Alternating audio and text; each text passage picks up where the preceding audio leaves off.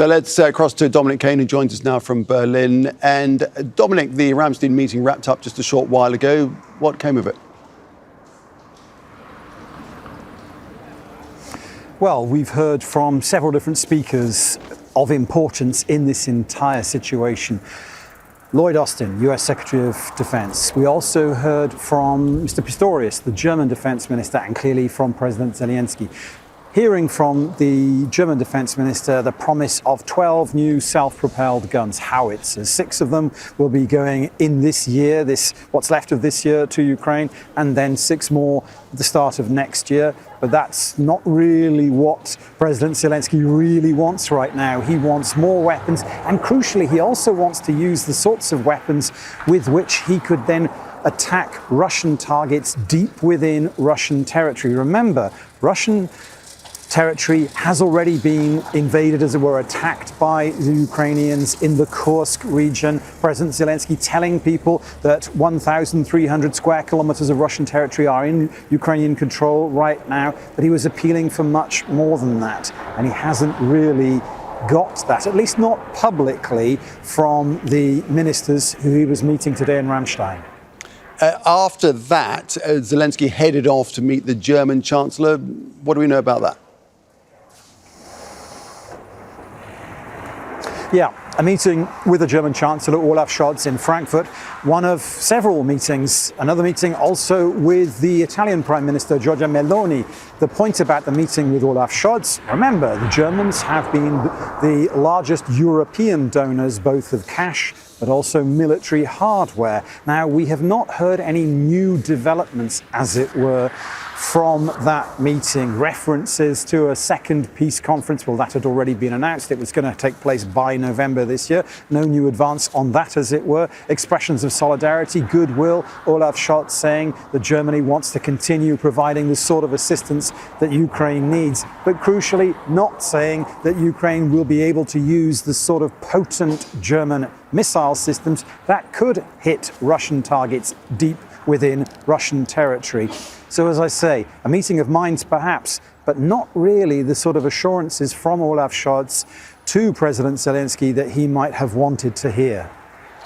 Dominic Kane in Berlin, thank you. Well, the United States is the world's largest provider of military aid, with Ukraine and Israel receiving significant amounts. Al Jazeera's defense editor, Alex Gatopoulos, explains why the amount of arms being sent to both countries is just so significant.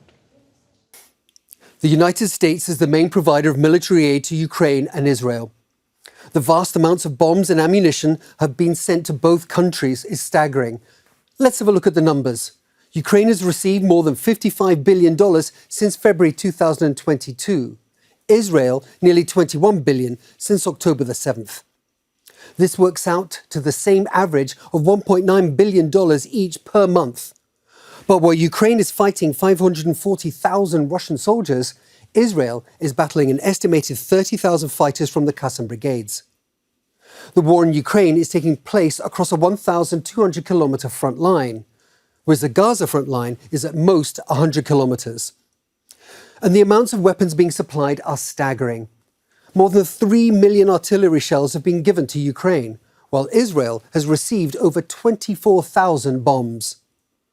While the nature of the fighting is very different, the United States gives virtually the same amount of military aid to both countries each month.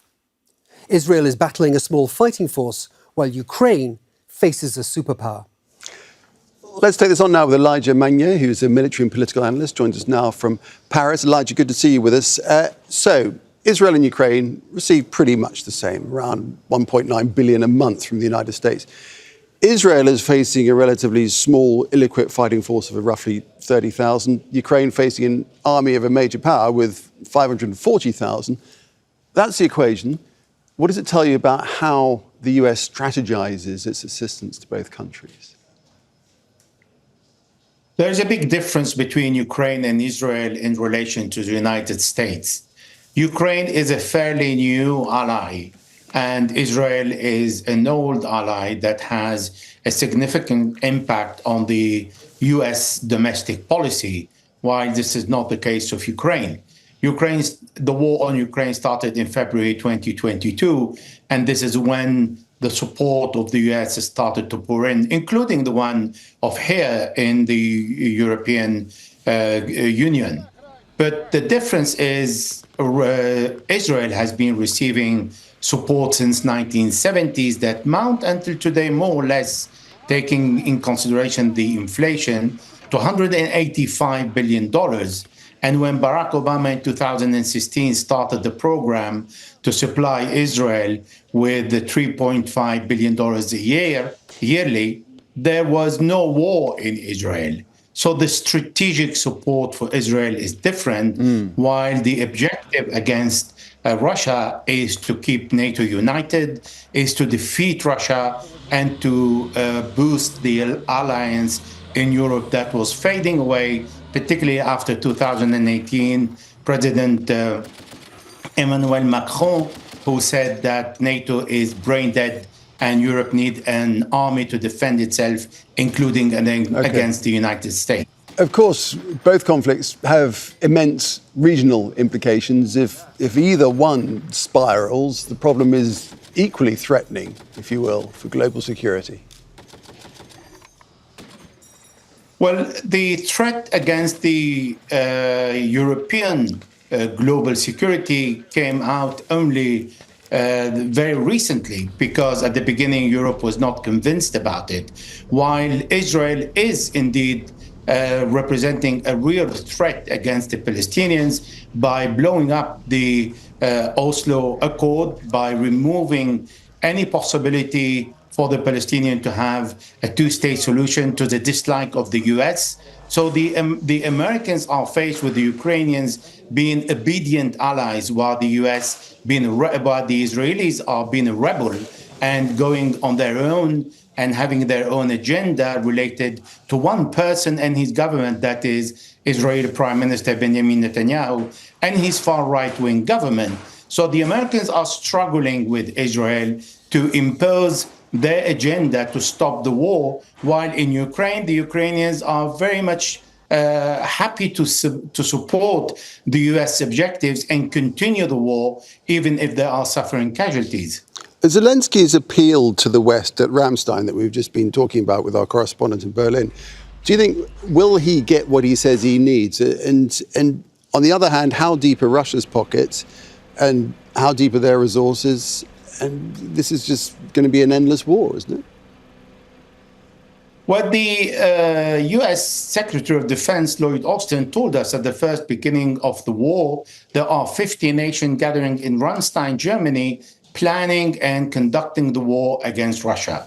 Now, Russia finds itself in the middle of this war because of its invasion to Ukraine. Now it is impossible for Russia to stop, particularly when there is a part of the Russian territory that is occupied, and it has not achieved its objectives in occupying the 4 provinces in Ukraine. So, of course, the Americans and their allies are supporting the Ukrainian with additional lethal weapons.